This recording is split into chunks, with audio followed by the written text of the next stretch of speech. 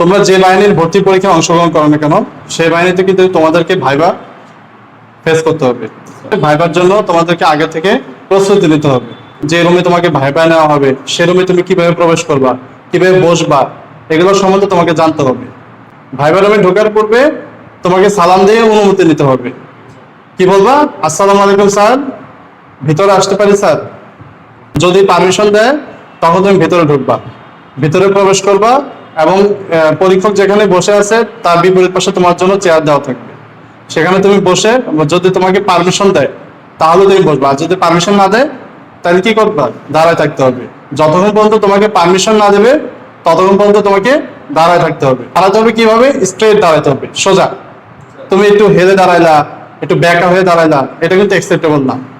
তখন তারা তোমার বডি ল্যাঙ্গুয়েজ দেখে কিন্তু অনেক কিছু বুঝতে পারবে। কনফিডেন্সের সাথে দাঁড়াতে হবে। এরপর তোমাকে যখন বসার অনুমতি দিবে তখন তোমার যে চেয়ারটা থাকবে আস্তে করে সরাতে হবে এবং স্মুথলি বসতে হবে। বুঝতে পারছো? বসার পরে কি কাজ? বসার পরে টেবিলের উপর কোনো হাত দেওয়া যাবে না, তোমার হাত থাকবে নিচে। এখন যে তোমাদের টেবিলের উপর হাত, এরকম হাত দেওয়া যাবে না, হাত কোথা থাকবে? নিচে।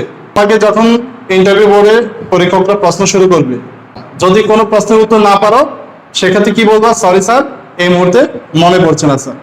এইটুকুই। ইন্টারভিউ বোর্ডে 4-5 জন থাকবে, বিভিন্ন দিক থেকে তোমাকে প্রশ্ন করবে। তুমি কি করবা? তোমাকে এখানে ট্রিক্স খাটাতে হবে।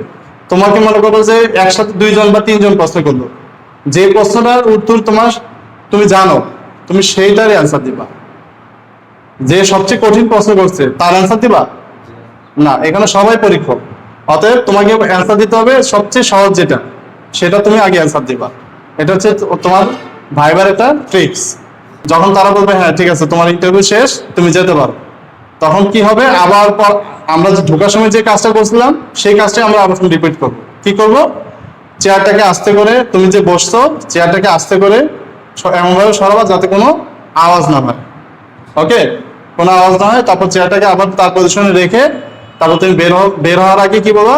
আসসালামু আলাইকুম স্যার, সালাম দিয়ে তারপর তুমি রুম থেকে বের হবা। বুঝতে পারছো? তাহলে আমরা কি কি শিখলাম? যে আমরা রুমে ঢোকার সময় কি করব, ঢোকার পরে কি করব, বসার সময় কি করব, টেবিলের উপর হাত দেওয়া যাবে, তারপর তোমার আমাদের গাল চুলকানো যাবে, অ্যান্সার দেওয়ার সময় কোনো গাল চুলকানো যাবে না, তারপরে অযথা কোনো মুভমেন্ট করা যাবে না। যদি মুভমেন্ট করো তাহলে এটা তাদের দৃষ্টিকটু হবে। এখন কি তোমরা কি মোটামুটি বুঝতে পারছো ইন্টারভিউ বোর্ডে আমাদের কি কি করতে হবে? তাহলে পরবর্তীতে যদি তোমাদের ইন্টারভিউ নেই, তোমরা কি এই নিয়মগুলো ফলো করতে পারবা? ওকে।